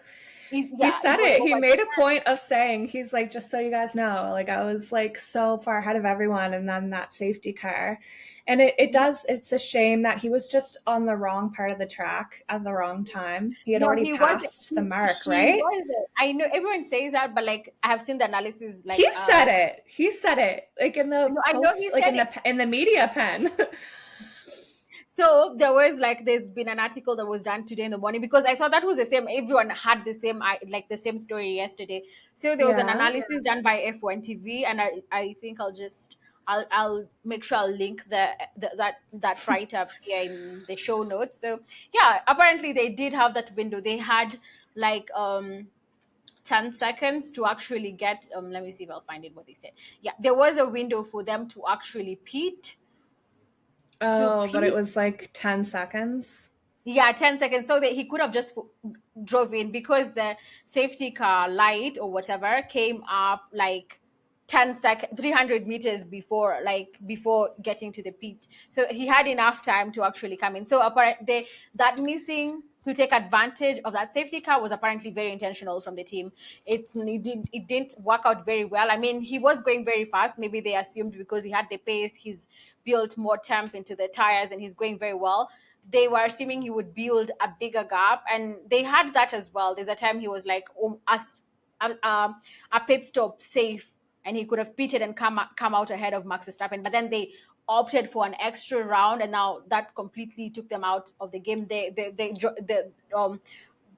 Um, Lando coming out of the pits and very cold tires and on the wet part of the track, and Max already on a groove, tires well warmed up. He lost that opportunity, but then at least he was able to get ahead of George Russell. Yeah. So yeah, I think they would have won, but I mean the same safety car that won him the Miami Grand Prix this time made sure that it was like a whole thing for Yeah. Max Verstappen. It's So I kind of think like a safety car karma. I don't know. What goes around comes around. 100%. So that was it. That was it for them. So Oscar, I don't know. I love Oscar Piastri. Like I think he's going to be the next like I think someone I'll Star. support. Yeah, star 100%. So I don't know. Like I mean, I think he got a bit of damage from that thing with George Russell, but also like I need him to be more. I know he's very well calculative and calculated, but I also need him to master his race pace. Like he has a fast car. Like Hmm. um I think he can do it. But I know this is his second season in Formula One. So I think for a driver of that caliber, I think he's really doing very well considering the circumstances and his situation. But I'm so sure he will get better with time as well, like just getting more comfortable with the car, with the race pace, and nailing things down. So I think P5 finish for him, not bad. Good points haul for McLaren as well, and another podium for Lando. And now Lando and Max have been on the podium 4 times together I in the know. last five Grand Prix. Like that's really like something. And Lando is also the last remaining driver who has scored points. So all the Grand Prix we've been at, like that's really like like good stuff for him. He's been very consistent as well. Yeah, Yes.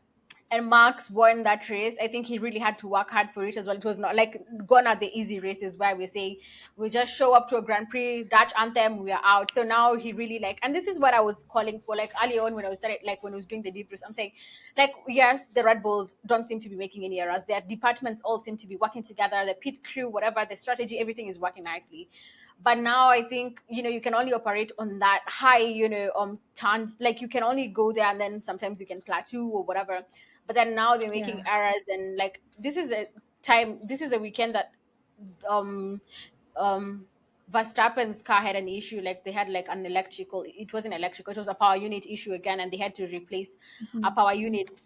He already had a new power unit, and then he had to replace another one. So I'm so sure that will come to bite them in their ass later on when they have to be penalized for replacing the power unit, because I think they are almost going through the free allocations, which I think are four, and now they will have gone through two or three, so they don't have so much allowance to work around. So I think they will be getting penalties, great penalties, very, very, very soon. That is Red Bull with Max Verstappen. So To go he's along with his desperation, he's going to get more desperate and then make yeah, for, potentially the and I potential think to make more mistakes.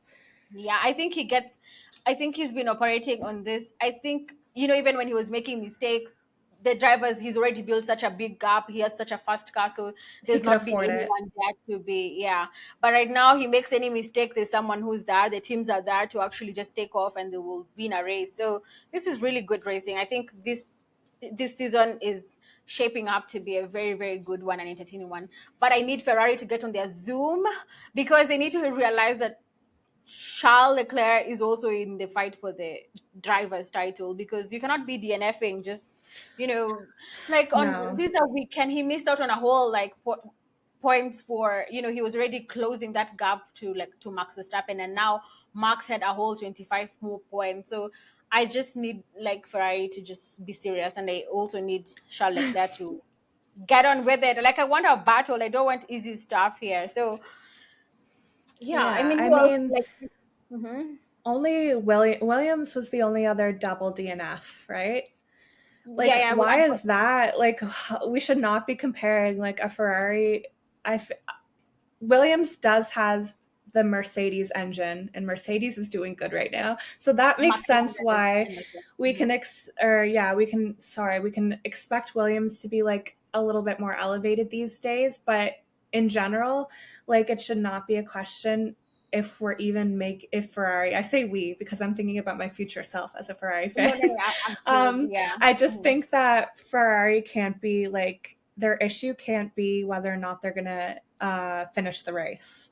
Like that has to be like something you work out in like your early stages of being like a Formula One team or like the early stages of having the drivers that you have. And it's not. They've had those drivers and they've had, I mean, I guess you They've could been say in there's a lot Formula of One and whatnot. turnaround, but I don't know if I think, yeah, Ferrari those are not. is too I much. think, yeah, those are not errors they should be making. They're the oldest team on the grid. Oh my God, they need. That's what I'm saying. I Yes. need them to get on their Zoom and act like they're fighting for a championship. Like let them act like it. They're right now. They're acting like they're masquerading as some people. I don't know, and I don't know who that team Right. is. So I think, Yeah. and I think someone else is. Do you have anyone? Is there anyone we've not mentioned? Oh yeah, let's talk about Sergio Perez and his race. He clobbered Hmm. his rear wing, and I want to talk about like that momentarily. He went back to the pits. He stumbled back to the pits and ordered by his teams. The team Red Bull knew they were breaking a rule because that was an actual like safety car, because that's a damaged car, like, and he wasn't meant to drive it back to the pits. That was supposed to automatically bring out a safety car, but the team knew what they were Hmm. doing.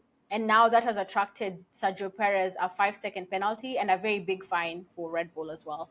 And I saw Will Buxton just before we started this recording as well talk about how maybe the punishment should actually be more, because this is a team breaking rules like knowingly, because they told him in the radio like they didn't want him to bring out the safety car that would actually cost Max Verstappen's race. Anyway, they prevented the safety car by like Carlos tagging, or an Albon brought out the safety car. So there's that argument. I don't know if that's an enough punishment. A three-place grid penalty and like a money fine for the team. Well, Buxton went a further and compared it to Singapore 2008 Crashgate, where the team Yeah. willingly does something to just interfere with the results of. I mean, I don't know if that's a reach from Will, but like you might just wonder and think, we're like, why would that's like a team saying you come in, they're knowingly breaking rules. Like, I don't think that should be allowed in Formula One. I feel like there should be heavier punishment, probably just not money and a great penalty, because you've already like I don't know if that interfered with like the race in so much regard to Verstappen, but yeah, that's just like something else. So Checo, another DNF from him, as he did he DNF in Monaco? He DNF in Monaco as well, right? Yeah, after unfortunate crash with K-Mag, which I think K-Mag should have been penalized anyway. So yeah, it's two DNFs Yeah. back to back with Checo Perez after signing that contract with Red Bull. Very, very sad situation for him. Oh, let's talk about VCAB. Yuki is my baby. I love Yuki. I adore Yuki absolutely. And it's Yeah. so We do nice, need to so talk well about deserved. Yuki. Yeah, that extension with VCAB. I really don't know how the future of UK looks like, but I thought I have this piece of content. It's still not posted. I don't know why. I was talking about Yuki and where I thought he would end up. I'm actually thinking maybe Yuki might actually end up going to Aston Martin. Aston Martin will be using the Honda power unit in from is it next year or next year, but one from next year. Yeah, everyone keeps forgetting Aston Martin technically has that seat. I mean, anyone who knows Formula One knows that that is like a seat that should be up for grabs, even if it's maybe not. And so we Mhm. forget that that could be like a potential spot for people to go to.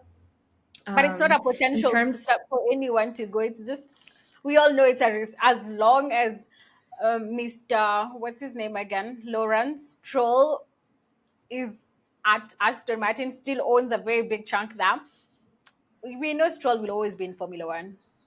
Yeah, right? Like, I mean, it's unfortunate, and so I don't know then what's the point, right? is he like, that's like the big question, is like no one can see who is it, Lawrence Hmm. Stroll. Anyways, no one can really see him taking his own son off of like the grid, but at the No. same time, Mhm. equally, no one can see them going forward with Lance. Not saying that, no, like I don't like No, the I public's prevailing perception that he's like the worst and he's like the antithesis of Formula One. It's like, I don't know. I can't say whether or not he deserves to be there, but I can say that he is, I would say, vastly like underskilled than the rest of the grid. And this like lack of awareness in his own like movements on track is going to like lead to there being um some kind of like dangerous race incident in the future, like if it keeps going as it is. Just because when I get the vibe, not to switch it completely to Lance Stroll, but I just get the vibe that he doesn't have like half of the capabilities as everybody else, and that just leads there to be some really risky situations, and that's why okay. he's always, I don't I know, don't want to say, okay, I'm not making a case for him, tanking. but like, yeah. But I think this whole, the Aston Martin was actually just a project for Lance Stroll by his dad. He's really just, it's a project for his Yeah, son, ideally. So I don't think he will take him off of that project. And I think Lance has been, I mean, effectively out qualified, outperformed his two-time world champion teammate Fernando Alonso, and I saw like I think Lance. I think I was like, oh my god, are you high on something? Because I mean, he was like, now you guys should stop. You know, it's like he's implying he's better than Fernando now. But anyway, like he's yeah. I been mean, performing. no, he's just been at the team longer. He's been at the team longer, so he's used to the Aston Martin, and then Fernando's new coming into it. So yeah, you Yeah, would see maybe a little bit of like him out qualifying. Has he? I don't. What was yeah. the rest like earlier this season? Like, No, no, no. I mean, earlier on, I think, of course, Fernando was dust, showing him dust, but like I think the last three yeah, races, Lance has out qualified Fernando, and I think okay, also bigger points haul for him as well. And I think this race, he ran a good race. This Canadian Grand Prix. I mean, I think he had that whole grandstand at the track as well. This is his home race as well, so he yeah. actually broke Gilles Villeneuve's record for his fifth points finish at the Canadian Grand Prix. So that's like okay, that's something for something good for him as well. So I really do. I want to talk much about him. I know he will still be there in Formula One. Lance, me, I'm always trying to make a case. Lance is this driver. I never see a lot of PR from Lance. He doesn't even need it. But like his dad is a billionaire. You'll never see him try. The only time I see Lance is either somewhere on a yacht with his friend's girlfriend doing just things I'd be doing as well if my dad was a billionaire as well, dollar billionaire. I'd be like, what do you mean I need to do extra work for what? I have my whole life is set up. Like I have a Formula One like project team set up by my dad. Like I'm always assured of a seat. If Formula One was really fair and it was only like about talent and who drives first, of course, would not have Merit. a number of drivers on the grid, right? So yeah, there's that whole notion. It's unfair, but like, it's just what will we do now? Oh. So Yeah, there's they're, at least Aston Martin is like both in the points. Like, I liked Fernando's takeaway. He's like, we've like, all we can really do is like be positive, because it was extremely difficult with the conditions for the majority of the race, and like P6 and P7 is like a good amount of points for them. Um I Lance's takeaway is always so much different. Like, his media presence is so much different than Fernando's, and it's so interesting to analyze the two. You've got Fernando trying to like be this like this alignment for the team. He's kind of playing the Lewis Hamilton role of like gathering the team together and making like the right statements to like be the glue for everyone in the team and to also be that Yeah. leader. And then you have Lance's like interviews, like in the debriefs, where he talks about just like it seems very methodical and kind of like mechanical. His response is being like, yeah, we capitalized on like what we could and or tried to and try to take advantage of like being in a point scoring position. They said they knew it was going to be good going into the weekend. It shows that he has confidence, but bordering on cockiness when he's like, the track suited us, the car is competitive. Today we did that. And it's like, but like, what Lance do you really have to like show for it that was anything exceptional and that can be completely accredited to your skills rather than the skills around you of like Fernando and what your like father is presenting to you in this team. I just, if Formula One was a meritocracy, like I just don't think we would be hearing from Lance at all, like very much. I don't know. I gather he's not a very popular driver then. I mean, as a Canadian, he's not a very popular driver around there. No? No, no, I hate it. I hate how like mean it all. It seems petty to be like nobody is like that supportive of him, but like we have like good reasons to be wary or like suspicious of like his motivations and like why he's in Formula One. Okay. I mean, I get that. I absolutely get that. So, yeah, let's talk about the second V Cup driver, Daniel Ricciardo. I think your Yes. Jacques Villeneuve, oh my God, he had a mouthful. He had a mouthful to say about Daniel Ricciardo, right? Like, Yeah. yeah, saying he doesn't deserve to be there. He's only there because of his brand image. Do you think Daniel Ricciardo is overrated? Do you think he needs to be in Formula One? Do we need him to No, just he's not overrated at all. I would say that he is facing a different season in this part of his life than he has before. But I just want to say, I don't want to take like go on for too long, but Jacques' comments were Mhm. very Hard? punishing and I Yeah. just kind of unrelenting out of nowhere. And I know it's Canada, so like that's why he's being brought into like the fold of all of these voices and all of this commentary. So maybe he He's didn't always come there for that most of these out of Canadian nowhere. races. We knew his commentary was coming, but I just was not expecting him To rip to Daniel be that Ricciardo. transparently judgmental. And the worst part of it was that when he got a response back, he was shocked. He was shocked that Daniel Ricciardo was in any way like discordant or like he was just like he what is it? Because Daniel had responded back something like, I don't know, like there was an ice hockey comment about maybe he hit his head too much, like when he was like younger playing ice hockey, and maybe that's like marred his judgment and his reasoning capabilities, which I was like, fair. That's fair. Like, if anything, Daniel's response wasn't too much or too abrasive to say that. It was like on par. Because if you're going to make a comment about someone's entire racing career and say they don't really deserve to be in Formula One right now because the times that they were successful was just kind of right place, right time. He was beating like a 17, 18-year-old Max Verstappen. So he's this older guy. He should beat Verstappen, is what he's insinuating. So that's not, he's, Jax just basically admitted like this guy doesn't have a place here, and that if he is here, it's not off of talent. It's like more off of his personality, that why they keep Ricardo and everything. And I just feel like if you're going to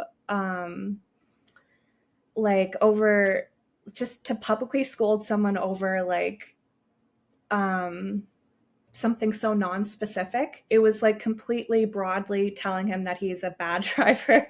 And I feel like you can't expect someone to not be offended.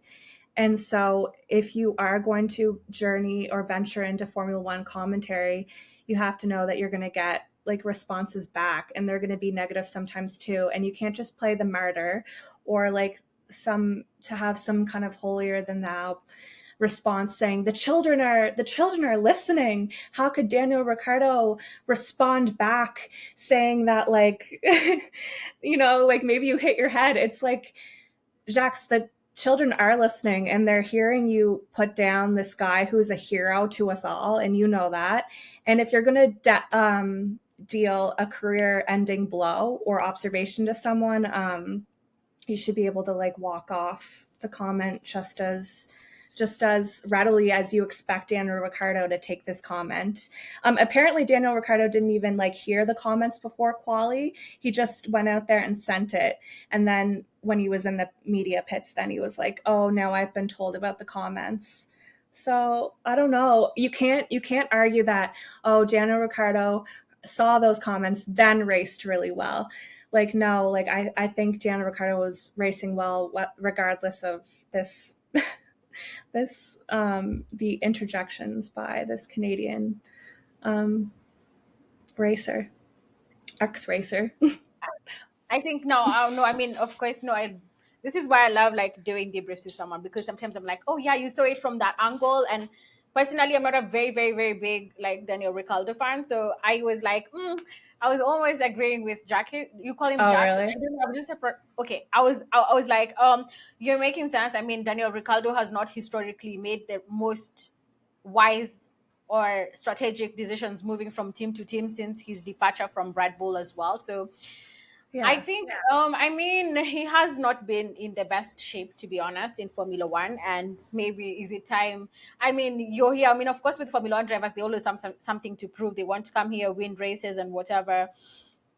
But sometimes do we need to give space to other people, as you said? Like, I mean, is Daniel Ricciardo overrated? I don't think he's really a good driver. When he's on it, he's on it. But was the critic very, I don't know, I didn't think he needed it, warranted whatever, like the whole, eat shit moment with Daniel Ricciardo, really. Because, someone, I was thinking, imagine if Yuki had said the same thing. Yuki, someone, saying eat shit or whatever, it would have been a whole different reception to the whole response Is that all to he like said? Daniel.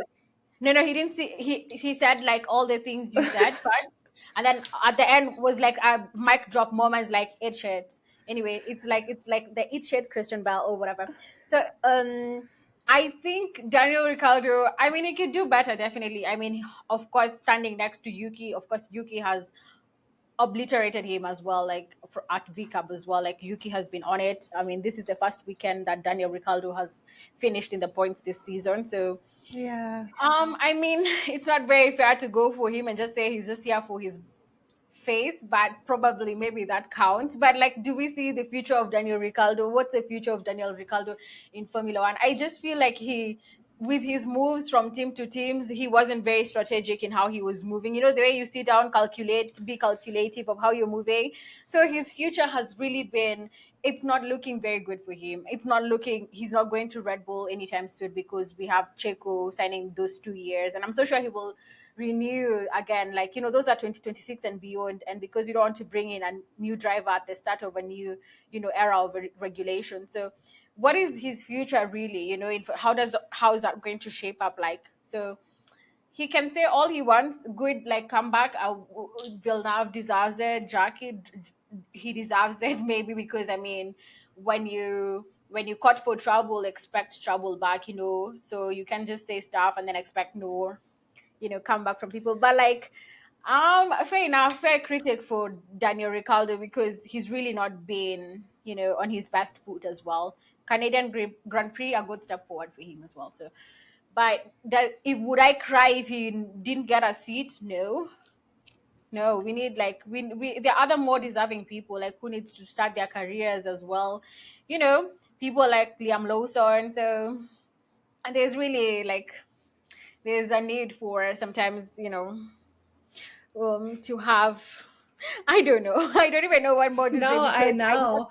you get, yeah. So with I'm really Daniel. tuned into this subject. This subject just gets me because, not to Mhm, interrupt you for the billionth time, but just with Jax, mhm. it just was such a hasty comment. And I think that you've got to remember with Daniel, if you can, you remember when Toto deemed George's parts of races he said of George were brilliant? If we can call that brilliant, then we can also go back to Daniel Ricciardo and look at his Colin. whole career. And yes, he isn't, like, he is deserving of his seat and he's not overrated. especially if you can call just like, one race by like George and the Canadian GP as brilliant. I feel like if you're gonna So make a by hasty personal, comment like that, but you like let me say something. I don't think Jack's like comments were really hasty. I feel like he came prepared to fight. He came to war. He came with ready. I actually was waiting to see what he was going to say about Lewis Hamilton, because he really never spares me Lewis. too. Me too. I was like, I'm not like he kind of did. It was on Saturday that he made the comment. It might have been Friday. No, it was Mhm. Friday. Early on, he was like in the Red Bull, like as the fastest car here. I was like no, did you not watch like FP1, FP2, FP3? Like you are Mhm. seeing a Red Bull that was there because Max is like he is that extra like bit of talent. He's a quadruple like world champion Champion, for yeah. a reason, and he's showing up in the Red Bull, making it go that way. And also, like, just statistically, after that Friday practice, I wouldn't say that the Red Bull were Who the was fast? Yeah. fastest. No, let me tell you, he always So he I is was one of the biggest. confused. Yeah, he's a very big hater. I stan. I I started his. Oh God, he's a bigger hater than I am. I can't believe it. Like he is such a. Okay. And I think no, I think I'm not a hater. I'm just like he is such a big hater and so vocal about it. Oh my God, because like he ripped Daniel Ricciardo and you, and because honestly, yeah, you could argue it sometimes. Okay, it was a bit unnecessary. I'm like, you just can't demolish someone's career and like everything in one few words. But like, oh, I was so glad he wasn't talking about Lewis, because I'll be like, I we need to know. fight. Yeah, and it's If it's been a like it was such a divisive comment, like you are yeah, bound to have different opinions weigh in after it. The one thing I'll say about Jax that you have to like take his commentary with a grain of salt, because he has a chip on his shoulder and he commentates like he still has that chip on his shoulder from his racing days, and it's just kind of whiny and it's kind of weekly as like a summary to like race events. I'm sorry, but I just think that if yeah, he's going to make his way into commentary, you have to be able to like suspect that people are going to have some qualms with yeah. with They do. personal opinion. Like it was it was personal, and for him to not expect the same back was weird. But I will say, out of like all of his comments, it was true that like this streak from Daniel Ricciardo, like the focused streak, does need to like subsist beyond just like one qualifying session. He said if it goes Yeah. beyond this session and he consistently does great drives and everything, then we shouldn't. Then he said he'll concede that he was wrong in making those comments, but we still kind of have to wait from Daniel Ricciardo to see if this comment was something that gave him that extra push I to highly doubt he like was giving any make push him now. consider like it was it such a coarse critique that now he's gonna like reconsider like his own place in Formula One? Probably not. But I Mm-mm. do think that it was public enough that like it's gonna sting for like a little bit. I mean, we will all remember it for sure. And I think the other people we've not talked about, because I'm saying I think we need to wrap this up as well. We've been Yeah, yeah. here. It's well, yeah. So I think we're almost hitting the 2 hour mark. I hope people do get this far. If you're listening, thank you for riding with us up to now. Like, yes, props to you, man. So I want to talk to about Alpine very fast. I'm not like I will wake me in the middle of the night. I will fight for Esteban Ocon. He might have his wrongs, people, He's your whatever the bestie. narrative. He is Este is like I will always wake up and I will ride for him. So I will say whatever will happen at Alpine. Yeah, them dropping whatever happened at Alpine, like they dropped him, saying after the Monaco Grand Prix, whatever. It looked like a retaliation from their end. After and I did criticize it as well. Esteban Ocon going lunging at his teammate that dangerously, almost taking both Mm-hmm. of them out. It ended in retirement for him. And then now, such a bad thing. Like, as in, I don't know if they I think, of course, like they were already in conversation for that contract, and then they decided not to renew it. I hope better things are happening for Esteban. And then now coming to Mm-hmm. this race, they switched the cars, and then Gasly was not even going that fast, and then they refused to set it to switch back the cars. Now, um what's his name again? Pierre Gasly finishes Pierre? ahead of Open. Pierre, yeah, exactly. So Yeah. that was not really cool behavior, and it's the same like No. the same It's like as in Mercedes. Mercedes. Exactly. It's like it's giving Mercedes as well. Like it's giving, oh, you're leaving, so we don't give a fuck about you. We're going to fuck you up. Like, and it's not really pleasant because, oh my God, I know these people are going to have to fight. And then can you imagine, like, you have to suck up to these people? I need teams to be serious. Like, yes, you're firing a driver, but can we? I also saw like one of like the TV like journalists. I don't like them excusing this behavior, saying that's just Formula One. You're not signing you, so we'll treat you like shit. No, let's call it out. Let's just not say it's Formula One. Like that's the whole point of having a platform. Just call it out. Like it's hard conversations, but you can be oh my tongue, you can be diplomatic forever, like call that out, like it's not okay. Like the same situation at Mercedes, like let's not shut up about it, like let's talk about it, like it's not right whatever is happening, and whatever happened to Ocon was also not very right. Sauber, I'm so sorry for them. I feel for them. They're still the sole team not to score points this year. Oh my god, but Valtteri is trying his hardest out there. He's really he's a champion for them. yeah, I mean, and I hope Valtteri gets a seat. I love the Finnish drivers like in F1, so I hope he does get like a seat in Formula One as well. Like it will be If so he's not, it's going to be so sad. very very because but I also feel like he's been on so many side quests. He's always on quests, like he's always doing something, and I love But it. Like I his he brings so much to the plate though. Like he's got such a good like presence and one ability to hand like I feel like his sponsorship must be doing great because in terms of social media engagement. he's the Oh, number one meme of every weekend. Like he's always doing something. When you talk about side quests, yes, like he's very into like his other like extracurricular pursuits, but there's not any part of me that like doubts whether or not he wants to be in Formula One. Like with Daniels, I would say sometimes when he says, "Oh, I'm at the point in my career where I'm losing focus," maybe, or he suggests that a loss of focus comes with aging. I don't get that same loss of focus with Valtteri. Valtteri, yeah. I hope. I mean, of course, like I do hope we continue to have him here. He's like an excellent driver as well.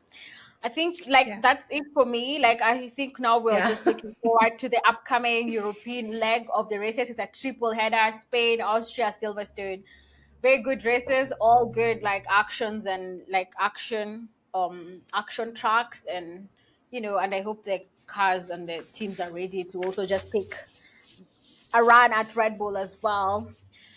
I don't know. Do you have any pattern shot, Yeah. like, or you can tell me any pattern shots? Of course, we'll have you here over again. Like I've seen, we can always talk. We will talk and talk and talk. We should do this I more. guess I'll just, yeah, I know. I had such the funnest time. Did not get Me to too. really speak too much on like my real notes.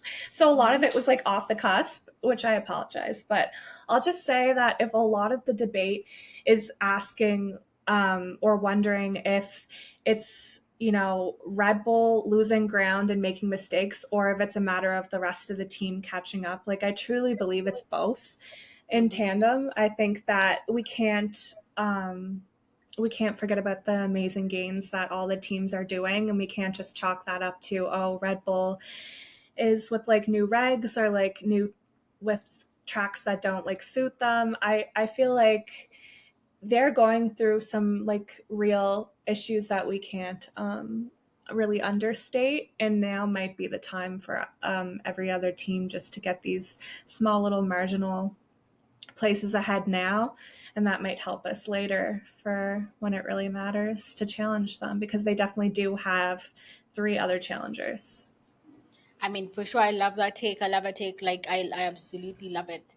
So I think for me, what will be my pattern shot is that, do you think whatever is happening at Mass, do you think it's a conspiracy theory, or are they purposefully, intentionally sabotaging Lewis Hamilton?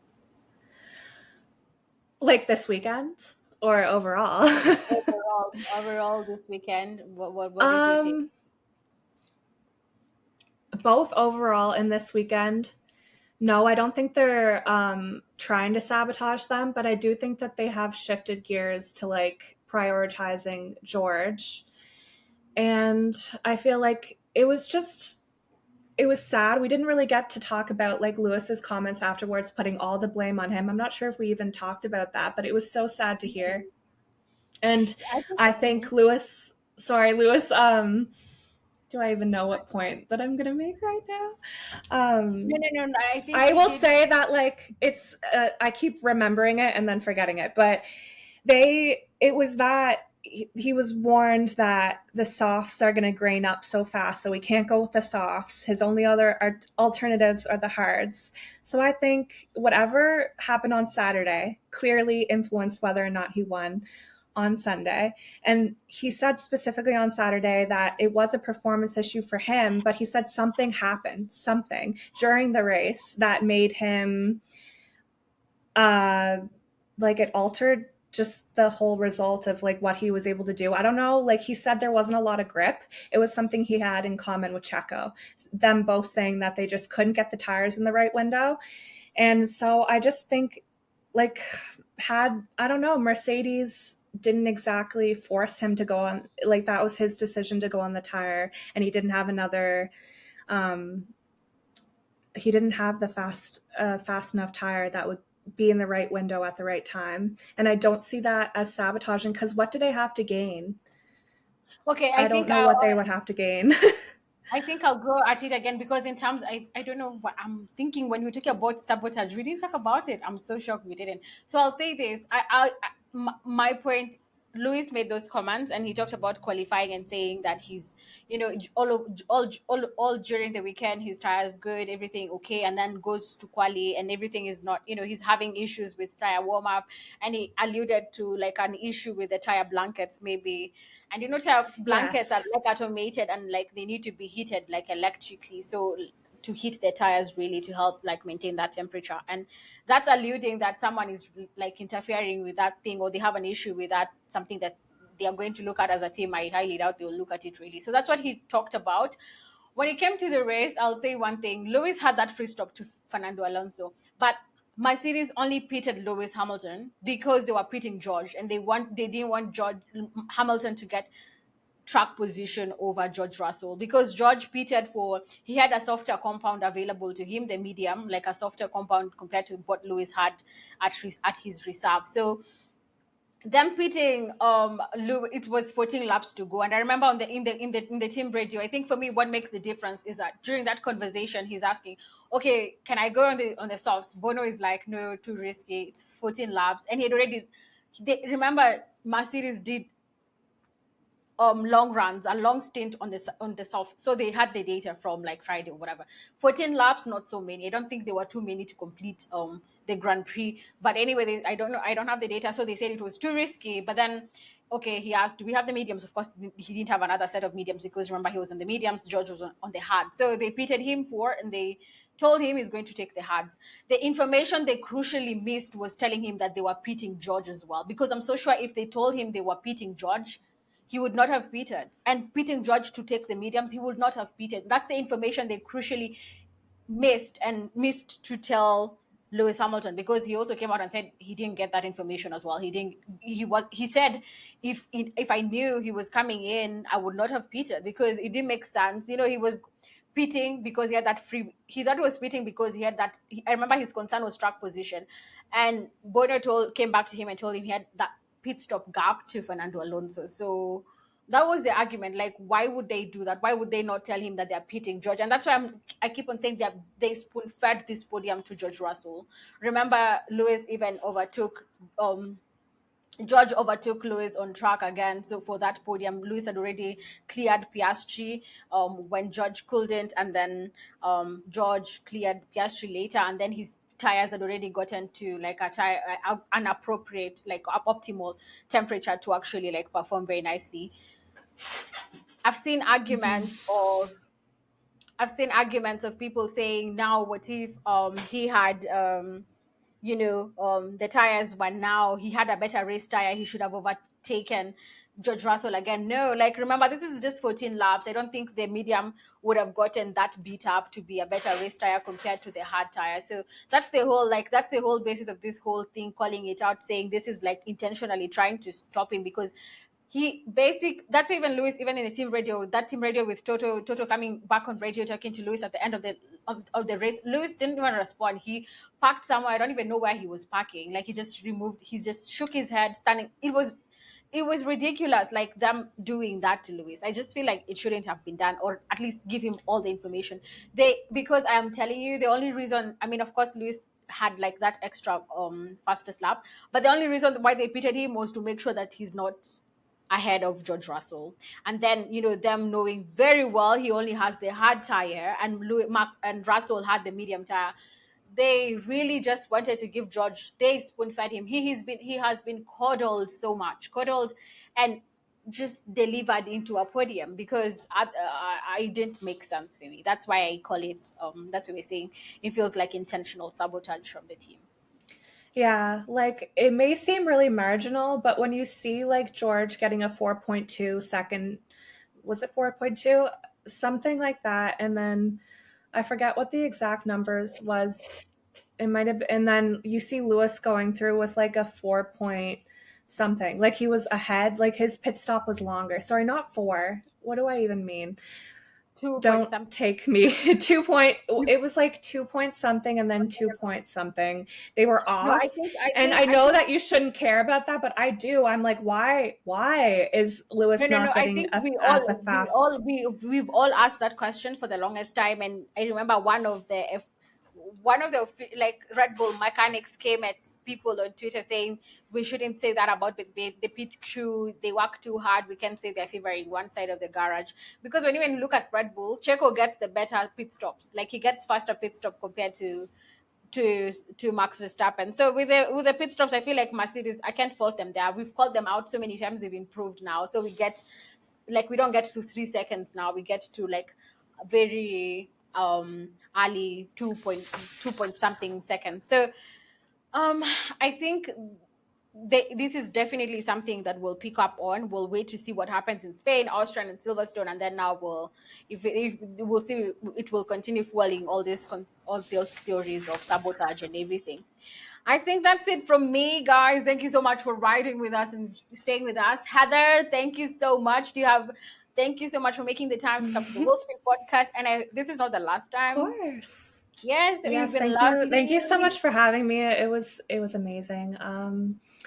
Yeah, let's look forward to the triple header. Like, what is it that we have to come? Like, that's so exciting for us. We It have is. how many races until the summer break? Is it three, four, I think five? those Like three. five left? Just Three. I three, think and then three. it's the summer. 4, and then yeah, I guess because is that what's the pause between? I think when do we go on summer break? Is it August or July? August. I'll check. I'm not sure. August. But Let's just go with August. Intuition. I think 5. Then we have like 5 races to go then until then. Yeah, that's crazy. Yeah. But this has been fun. Thank Hopefully, you. it's been Me too. I've had so much. educational. I hope it has. Let me just end the recording. Thank you so much, guys, for tuning in. Don't forget to subscribe and follow us on social media on all platforms: TikTok, Instagram, and Twitter at the Will Speed Podcast. Thank you so much, Will Heather. spin for the win. Yeah. Oh wow, nice, cute tagline. Will Speed for the I know. win.